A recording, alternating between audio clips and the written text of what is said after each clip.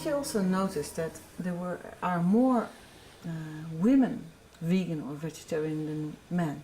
Well, yeah. You know why? Tell me why. They're smarter. Ah. Yeah.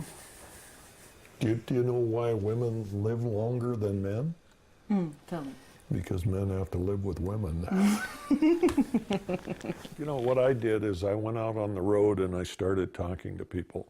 I traveled about 100,000 miles a year. It was not unusual for me to do 3 or 4 lectures a day. Some of the groups were large, some of them were small. The largest group I ever talked to was 40,000. The smallest was 2. We should never count the crowd. You never know how many people that are there are going to get the information. My job was not to save the world. My job was to do everything that I could do so people would make better choices. And I've done that now for over 20 years. And I think that when I had the opportunity, I was able to change the way a lot of people thought. Was it going to be enough? I don't know. But I did what I could. Do you think there are more vegetarians now? Oh, sure. You know, my hometown actually had a vegan restaurant. Isn't that amazing? The man that gets the Nobel Prize for the film on global warming neglects the #1 cause of global greenhouse gases? Does that give you some idea of the power of the industry? That a man that was out there to change the world on global greenhouse gases, do you think he did not know about it? Or was he just unwilling to stand up to the power that they had? When I went on the Oprah show and I told a few million people that we were grinding up cows and feeding cows, they sued Oprah, Harpo Production, and myself for 6 years in court. Cost us hundreds of thousands of dollars to protect ourselves for telling the truth. My reaction is that free speech not only lives, it rots.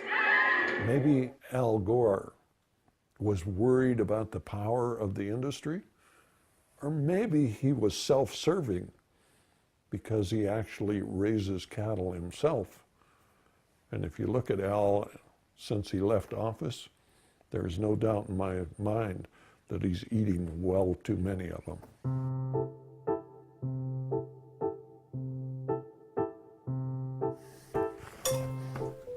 If there's something you would like that you don't see, I'll get it for you.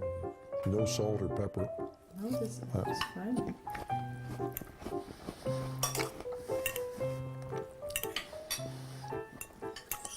What was your favorite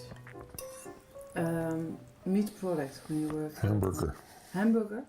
You ate a lot of hamburgers? Yep. The best meal in the world was pork and beans, potato salad, and hamburger. I could eat that 3 times a day, every day. Breakfast, lunch, and dinner. Didn't make any difference. Really? Loved it.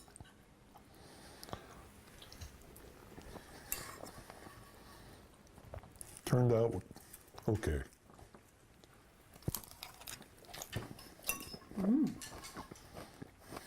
Why so, not say it turned out great? Well, if my wife cooked, it would have been better. But it just goes to show that if an old cattle farmer can do this, anybody can do it.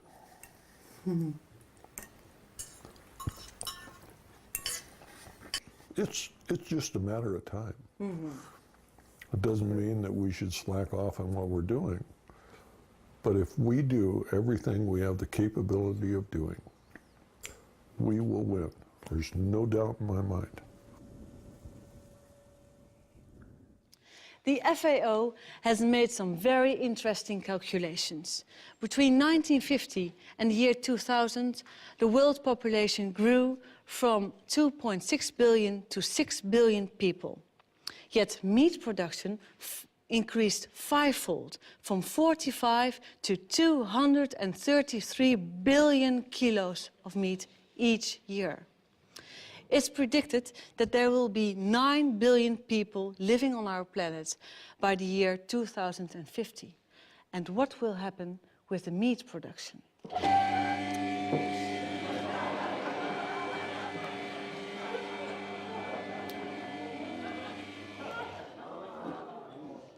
The meat production will double to 450 billion kilos of meat by the year 2050.